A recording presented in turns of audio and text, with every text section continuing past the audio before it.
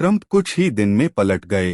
पहले पुतिन की जिस बात पर दुख जताया, अब उसे ही नकार दिया। अमेरिकी राष्ट्रपति डोनाल्ड ट्रंप ने रूस के उस दावे को खारिज किया है जिसमें कहा गया था कि यूक्रेन ने राष्ट्रपति पुतिन के आवास को निशाना बनाया था। ट्रंप ने रविवार को पत्रकारों से कहा कि अमेरिकी राष्ट्रीय सुरक्षा अधिकारियों को जांच में पता चला है कि यूक्रेन ने पिछले हफ्ते ड्रोन हमले में रूसी राष्ट्रपति व्लादिमीर पुतिन के किसी आवास को टारगेट नहीं किया था। रूस के विदेश मंत्री सर्गेई लावरोव ने पिछले हफ्ते कहा था कि यूक्रेन ने उत्तर पश्चिमी नोवगोरोद क्षेत्र में स्थित पुतिन के सरकारी आवास पर कई ड्रोन हमले किए थे, जिसे रूसी डिफेंस सिस्टम ने नाकाम कर दिया। लावरोव ने यह भी आरोप लगाया था कि युद्ध खत्म करने के लिए हो रही बातचीत के बीच यूक्रेन ने यह हमला किया है, जो कि गलत समय पर उठाया गया कदम है। रूस ने यह आरोप ऐसे समय में लगाया था जब एक दिन पहले ही यूक्रेनी राष्ट्रपति वोलोदिमिर जेलेंस्की युद्ध पर बातचीत के लिए अमेरिका पहुंचे थे। जेलेंस्की अमेरिकी प्रशासन की 20 पॉइंट वाले प्लान पर चर्चा के लिए फ्लोरिडा में उतरे थे।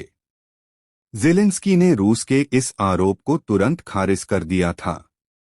पहले जताया दुख, अब ट्रंप ने रूस के दावे को खारिज कर दिया।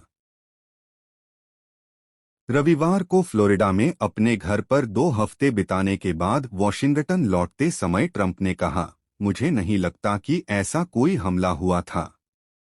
ट्रंप के इस बयान से पहले यूरोपीय अधिकारियों ने दलील दी थी कि रूस का यह दावा शांति प्रयासों को कमजोर करने की रूस की कोशिश भर है। हालांकि शुरुआत में ट्रंप ने रूसी आरोपों को सही मानते हुए प्रतिक्रिया दी थी। पिछले सोमवार को उन्होंने पत्रकारों से कहा था कि उसी दिन पुतिन के साथ हुई बातचीत में रूसी राष्ट्रपति ने इस मुद्दे को उठाया था। ट्रंप ने तब कहा था कि वो इस आरोप से बहुत नाराज हैं। बुधवार तक हमले को लेकर ट्रंप का रुख कुछ नरम दिखा।